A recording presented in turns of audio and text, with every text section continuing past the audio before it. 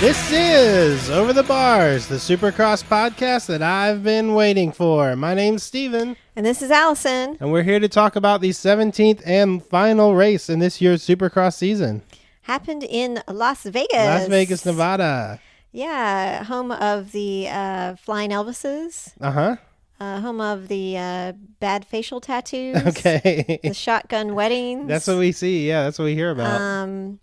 And maybe the biggest pay-per-view payout ever. Yeah. In terms of boxing matches. Yeah. Supercross this week was on the same time as that boxing match that everybody was talking about. Yeah, maybe overshadowed a bit in terms of hype. I think I definitely think more people were watching the boxing the match. Mayweather fight. Yeah, but I bet even our writers were kind of like checking up on it. That's okay because we had a good time watching Supercross race. We did in Sam Boyd Stadium. Do you know who Sam Boyd is? I meant to look it up, and I don't know. I don't either. I think it's UNLV Stadium. Really? So probably somebody associated with them. All right. I guess it doesn't matter. We should look that up though. Maybe next time. Maybe next time. Yeah. So what do we want to talk about here? How about the track? Yeah. What was the deal with the track? This was a long track. It was like the longest track ever. I know, right? It was so long. They actually had to cut part of the track out after the practices because they were like, oh my gosh, this is just way too long. Right. So kind of the qualifying laps, they were like, what, 110, 115? Yeah. It was like 25 seconds longer than normal race. Yeah. Yeah. So, they have a 3-hour window for the TV. Mm-hmm. And maybe with that extra 25 seconds per lap. Yeah. They'd have to cut a little bit of the track out. A little bit. They didn't cut out too much. They cut out like an S-turn section. Yeah. Yeah. So it still had like, what, a minute, 10-second laps? I can tell you what, I wish they cut it down a bit more because it didn't lead to a lot of passing. It didn't. long straight. No, that was the problem with this race. Yeah, it is. Yeah. I mean, I guess Vegas. That's the problem with motocross, right? Yeah, the outdoors. When you have the bigger tracks and the riders get kind of spread out, so they're not really passing each other. It's really just about their time. Yeah, that's why we don't watch the outdoors. That's pretty much why we just watch the Supercross races. But oh well. Anyway, so it's always very exciting though in Las Vegas. We've got the fireworks going on. Yeah, they make a big spectacle of it. You got this confetti. And the track's always different. Like they start outside of the stadium. Right, yeah, they do that. So the people in the stadium can't even see the riders. That's not too fun for the spectators, I guess. Yeah, they're probably on like a screen or something. But they come around a turn and go into the stadium, then have a long straight. But they go in and they're going super fast for Supercross. I think they set up to 65 miles an hour. Right, which doesn't sound that fast.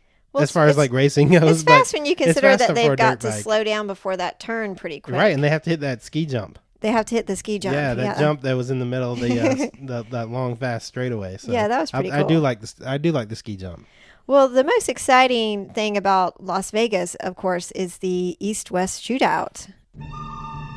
Right. Yeah, I always look forward to this every season. Yeah, so there were some matchups we were looking forward to, right, Steve? I know, right. So, of course, we were ready to see Cooper Webb and Marvin Musquin. Who was going to be better? Champions, yeah. But besides head-to-head. we wanted to see the brothers.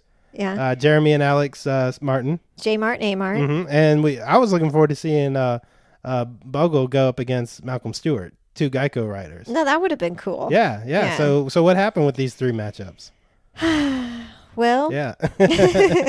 we had some injuries, unfortunately, and also some people punking out. Some wimp outs. Yeah, some wimp outs. So, the biggest wimp out, sad out, was Cooper Webb. He apparently got a high ankle sprain while he was practicing for the shootout. Yeah, earlier in the day. So that was just the biggest bummer. Yeah, when I read that, I was looking at Twitter before the race, and I got very upset. Yeah, you were sad. I was like, what are we going to talk about on the podcast? Except kind of beat up on Cooper Webb for sitting this one out. I mean, I know. So the problem is that this race means nothing to any of these guys. Right. As far as like the championship. Well, it's not. Points. It's nothing to do with points. Right. So it's just a race for pure enjoyment for the fans. And so when somebody gets a little bit dinged up, they're not going to risk their outdoors, which starts in just a couple of weeks. Yeah.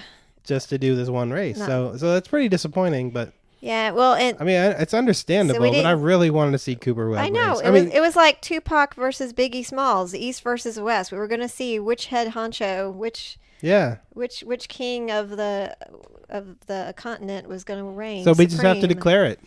Marvin Musquin, our 2015 Marvin Musquin East-West shootout winner by default over Cooper Webb. But you know what? That's part of the race too. That's part of the race. Is not getting hurt. I just hope that he was really hurt. Yeah. I've never hoped that somebody was really hurt before. We wanted to see. You mentioned you wanted to see A Mart, J Mart. Yeah. Brother against brother. Right. J Mart. He showed a picture of his hand on Instagram. He had a blister. A blister on his hand from mountain biking.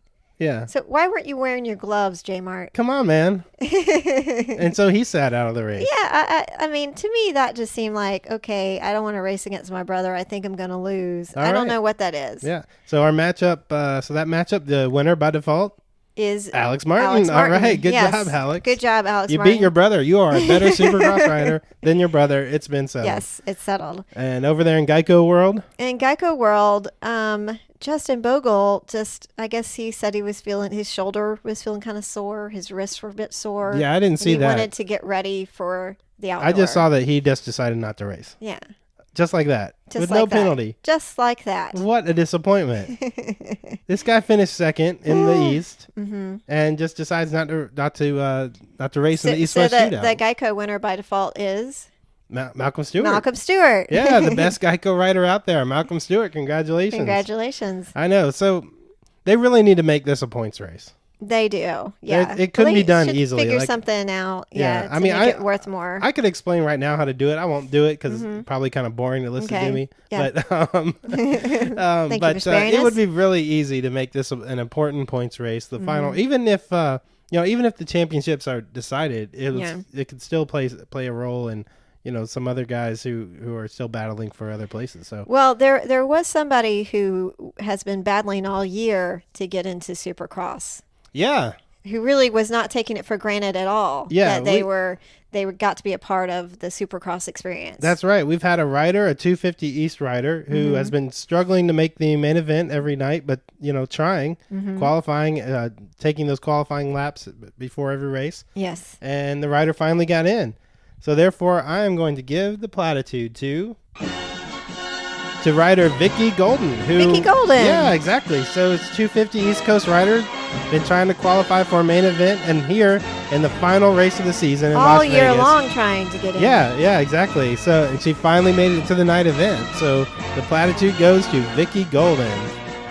Well, that's very impressive, and I have to congratulate her as well, but I have to give maybe a double platitude. A double platitude? Yeah. Well, basically, the more impressive thing about Viki Golden is that she's the most important woman ever in Supercross, as she's the first woman ever in Supercross to make the night event. The first woman to ever qualify. Yes, the first woman to ever qualify.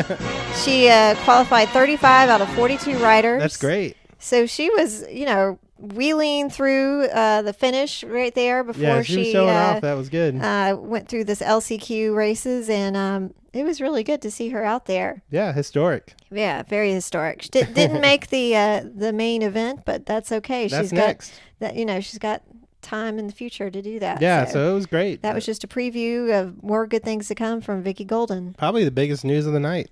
Yeah, I think so. So that was really exciting. So the 250 main event, who got the whole shot? Oh, Marvin Musquin. Marvin Musquin. Of course. So, I was thinking that he would probably get the whole shot, or at least get the best start, and then Cooper Webb would have to catch up. Mm-hmm. So we did get half of that. I was half right. Mm-hmm. Marvin Musquin got the whole shot, and nobody caught up. Cooper Webb wasn't there. Malcolm Stewart tried really hard. He did. I mean, he got... I'll give it to Malcolm Stewart. Yeah, he got within a couple of seconds, but that was it. He kind of settled into second place there, and third place, though, was a little bit more exciting. We had Bisceglia end up on the podium. Yeah. Have you ever seen Bisceglia? Well, I was trying to remember. I mean, we've been talking about him all year. Yes. At least during his division, but I don't know if he's ever actually got onto the podium. I don't remember think him he doing has. it. I mean, definitely his mustache has never been on the podium. We would have I would have recognized remembered that. his mustache. Yeah, that was kind of a new growth throw. Maybe he didn't have it back when he got on. maybe not. But yeah, I didn't actually go through my notes to see if he had been on there before, but I don't think he had. Yeah, so Matt Bisceglia, that was good. Geico Honda rider. You know, for a little bit we had 2, 3, and 4 all Geico Honda riders. We did, but that got broken up by Plessinger. Plessinger got 4th place. Yeah. He also got the 250 class Rookie of the Year. No, good for him. Yeah. Teammate of Cooper Webb. Yeah, so he was right. trying to make East it on the Coast Plessinger, podium I think for we called him earlier. the Yamalube. Yamalube, Star Racing Yamalube. Yes, Yeah. but settled for 4th place instead, and that was good. Anyway, Marvin Muscan, he's the 10th East Coast winner in 19 shootouts, and he's the first East Coast winner since Justin Barsha in 2012. All right.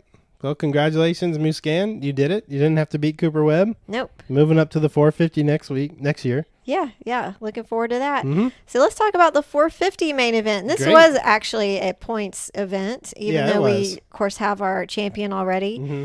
And it was our champion who got the whole shot, Ryan Dungey. He did it again. Yeah. Yeah. But we had some serious battling, at least in the first few laps, though, with Eli Tomac. We were very lucky. I mean, so Tomac, who, he has to get a start somewhere in front of Dungey for him to really compete.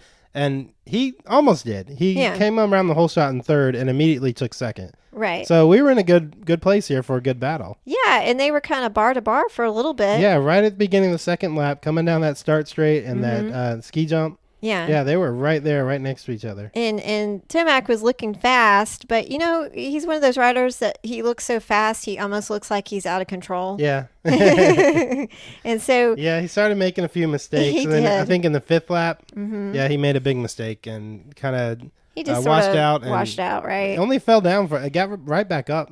But Lost about 4 seconds. Yeah, in that was time it. he lost 4 seconds, and as we mentioned before, there's no catching up in this race. Yeah. Unless a rider makes a mistake, you're not really passing anyone. So Yep. Tomac settled into a easy second place. Yeah, he finished negative 6.4 seconds, so 6.4 seconds behind Dungey. So really, that crash, that was it. That was it. Yeah, he was done. But 3rd place, we had a little bit more of a battle. We had Weston Pike. Yeah. And he was kind of battling with Chad Reed for a minute. Yeah, that was really fun. We had Pike, Reed, and Seeley all battling. Yeah. And Seeley, he was our 450 class Rookie of the Year. Okay. Which actually is pretty impressive. Well, he's the rookie that has wins. Yeah, well, Yeah. I mean, it's impressive considering he had to go up against Blake Baggett and Jason Anderson. I mean, all 3 of those rookies did really amazing. Yeah, they did. They all finished high in the standings. Yeah, they did. But anyway, so Pike was able to hold off both of those riders. Yeah, he was. So he rode really, really good defensively for a little while. Would not let Chad Reed get around him. Right. And it looked like Chad Reed just sort of faded in the end, and he was kind of like staring back at his tire. Yeah, that's what they were saying on the TV. Announcers were like, "Does he have a flat?" Let's see. What did you see, Tag? Were you watching the race? What did you see out there? Great job, Chad Reed. You ended the season flat. Yeah, that was it. Good job, Reed. Yeah, a flat tire and a flat season for Chad Reed. That's pretty much says it all, Tag. Thank you. But so anyway, Weston Pike was on the podium for the 2nd time of the year in 3rd place. That was pretty good. But it was all about Ryan Dungey. He got his 8th win of the year. That is his 22nd career win in 100 races. Yeah, that's pretty good. Pretty good. But even better, they said that he had 98 top 10 finishes. Whoa. Yeah, so out of 100 races, only twice. Well, when you talk about consistency, that is exactly what you're talking about. Yeah, and well, another thing about consistency, they said that there was only 5 450 riders who were in every race this season. Really? Yeah. Well, they were dropping like flies all year, yeah, weren't they? were. I know, right? And so that's how you stay up on top of the points. Yeah. Yeah, you got to race every race. You can't make any mistakes. Yeah, That's well, it was an exciting year, Steve. You want to review the year? I mean, we had a great time here with the podcast. I can't believe this is really 17 podcasts in. Right. And I really had a good time with you reviewing these races. I had a great time. What was your biggest surprise of the year?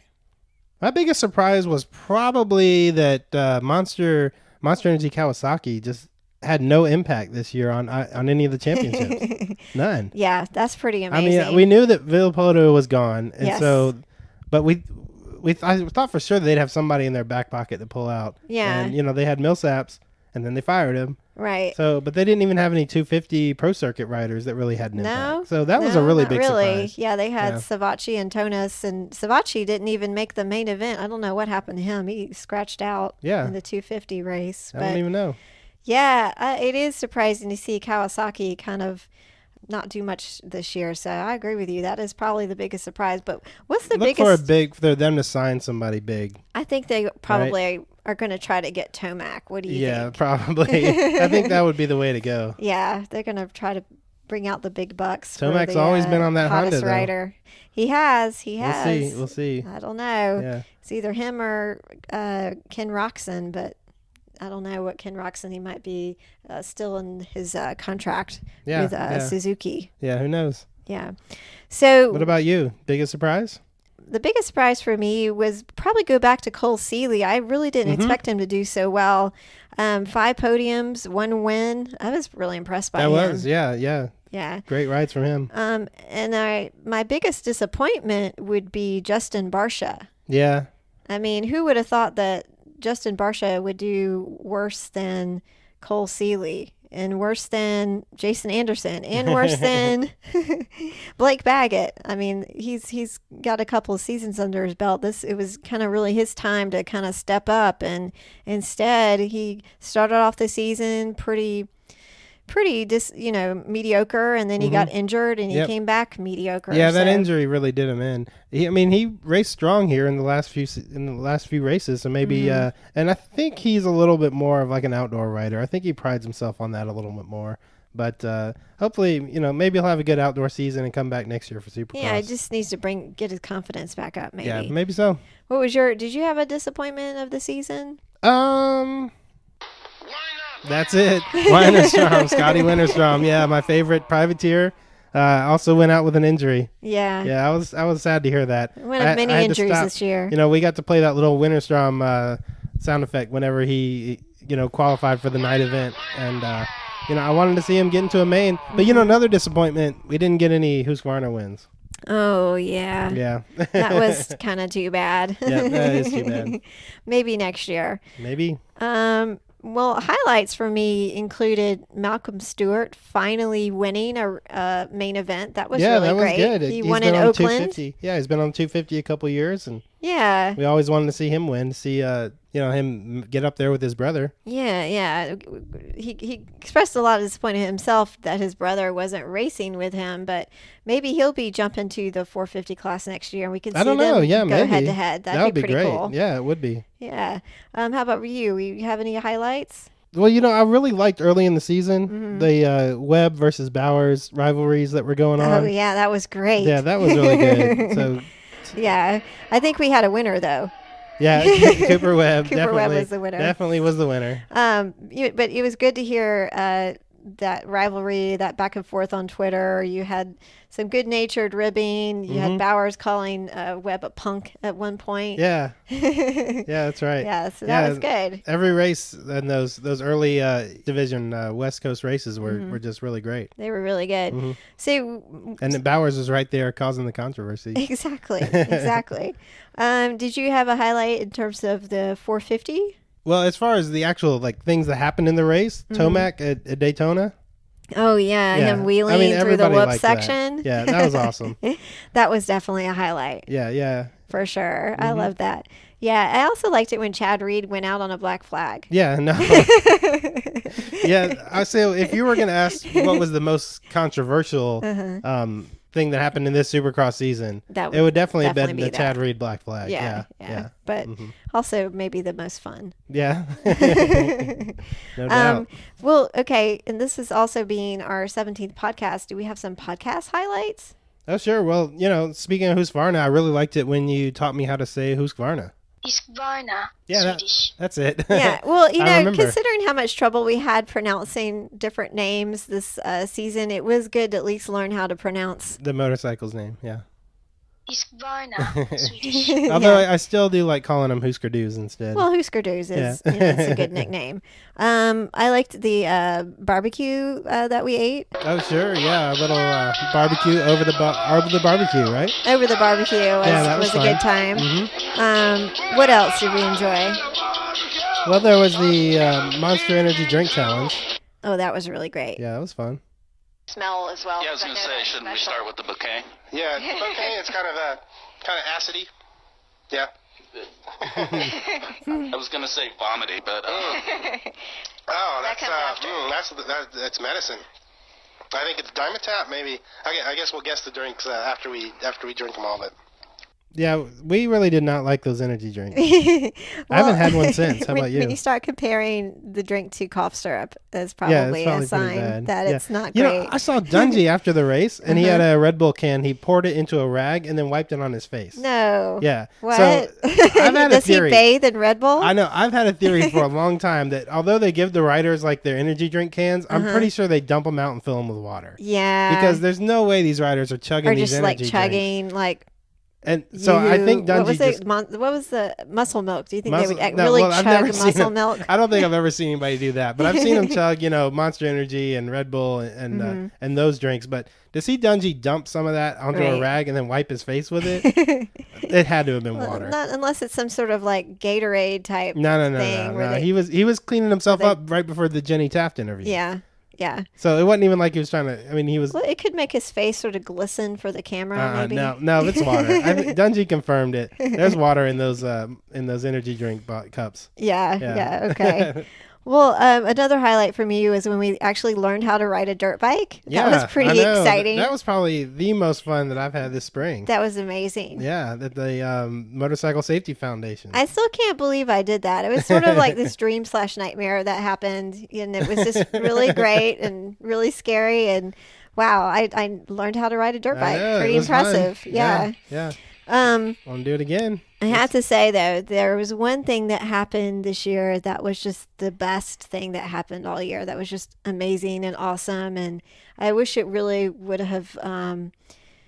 It could have only been better if it actually had worked. Do you know what I'm talking about? I'm not sure. No. It's when we tried to send Chad Reed back to Australia. Oh yeah, from the Black Flag. From Darwin to Maastricht, there's nothing like the people here where everyone's your mate. There's nothing like Australia.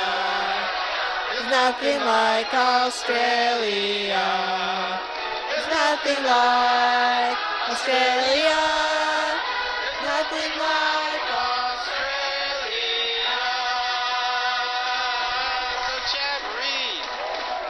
So Chad Reed, let's go back to Australia. Let's where go you back to belong. Australia. Yeah, if Chad. only it had I love worked. you. It didn't work, Yeah, it didn't. unfortunately. Yeah, that would have been But good. It was really it was a good time though. Well, you know what? Good for Chad Reed. He made it through the season. yes. Missed a couple races Yes. last week, and but There's always did it. next year. there's always next year for And, Chad Reed. and there's always the Monster Energy Cup. Are you excited about the Monster Energy So Cup this is coming happening up? in October. Yeah, Yeah. it's a fun race. So what's different about the Monster Energy Cup? Well, we're back in Las Vegas, so Right. that's not different. No, that's the same. and they'll probably have that Joker lane. They've always had it before. Yeah. Well, we're going to have James Stewart. We're gonna have James Stewart. Yay! I can't wait to see that. He'll finally return. Yeah, so this is basically just like a series of 3 races, 3 short races, because they know the start's so important. Right. And if any one rider can win all 3 of those, they get $1 million. Pretty sweet. Yeah, like and I Ryan- think the only person who's done it is Ryan Villapoto, Ryan right? Villapoto did it in the very first one. Yeah. But we had to thought. I kind of thought it was rigged at the time No. because it was the first one. They had to give away the $1 it million. is Vegas, so But Villapoto is just that if good. the mob's involved, who knows? Right. Well, let's see what the weather report will be for the Monster Energy Cup. In Ma'am? October? Yeah, October. Ma'am's got, amazing foresight, so let's just see what happens here. Hi, Allison, Steve, and Supercross fans. Well, I have one word for the weather in Las Vegas for October. Drought. Lake Mead, where Las Vegas gets its water, has hit a historic low. Uh-oh. So by October, they may be rationing water. I would advise all fans to bring their own for the race. All right, bring your Well. own water. Yeah, we'll do it. If we go out there for it. Yeah, I don't know. It's pretty hot out there. Yeah, and those baggage fees are killer. Well, let's avoid that then. Anyway, so it would be great if Jeff would watch the Monster Energy Cup with us. Do you think that'll do you happen? think he even plans that far ahead? Maybe not. Let's see. To whom it may concern, this is to inform you that Jeff was unfortunately killed in a tragic Bigfoot/motorcycle accident. Bigfoot riding the motorcycle riding, but I don't know. It was existential. But the point is he can't come out to play next year. Oh, no. I'm very sorry to be the one to tell you this. I'm sorry, That's all. too. Did Jeff get hit by a motorcycle riding Bigfoot? Is that what she said? Something like that. Something's up I don't with know this. if I believe this. Yeah, I don't think so It seems either. like an excuse. I think Jeff has gotten bored. I think he has too. Of sending He's these sending in. other people to speak for him. Yeah, I'm not buying this, Jeff. You can't get away with this one. Yeah, we need a better lie at least. Yeah, come up with something a little better than that. Anyway, okay, Jeff. We'll see you in October. We'll see you in October. Yeah, okay. Okay. Well, this has been a really great year, Steve. I really want to thank you for Thank me. 17 podcasts of good times, 17 races that we've enjoyed together. It's a piece of cake. Yeah. Thanks for watching them with me. Thank you for being my partner in Supercross armchair watching. And we will continue in the future. Maybe we'll have some other podcasts this summer, Yeah, like I said, we're not Some going to cover the one-offs. outdoors, but maybe we'll do one here or there. So Yeah. So everybody needs to stay subscribed to the Yes, podcast. So they the best should. way to do that, if you use iTunes, go to iTunes. Mm-hmm. You can subscribe there. Just search for Over the Bars. It will show up. If you need to use a different podcast app, you can probably search for Over the Bars. If it doesn't come up, though, Okay. you need to type in feeds.feedburner.com/SX Over the Bars, and your podcast your podcast player will find it there. At SX Over the So Bars. make sure you're subscribed. Refresh your feed at least once a week, and you'll see the random. If we come out with a random podcast, you'll be sure to get it. Yes, right. And Mm-hmm. you don't want to miss, because who knows what could happen. That's right. And of course, follow us on Twitter at SX Over the Bars, so we can send you some Supercross news as it develops, and you'll be sure to be able to see if we have a podcast if we post it there. Yep. But thank you so much. I want to thank Tag for his great Chad Reed coverage. Mm-hmm. I want to thank Mem for her weather reports. Her That's always great. accurate, always impressive weather reports. And I want to thank Jeff for always avoiding us with much humor. And I can't wait for next year. I also want to thank all the great bands who gave us permission to play their music That's on the right. podcast. Yeah. Every band that you heard, we reached out to them, and each one said it's okay to play this. That's right. So look for those bands and buy their albums and buy And the they tour. band Hollywood, because I'm going to play their song Snakebite. All right. That's it. Thanks, everybody, for listening. See you next time.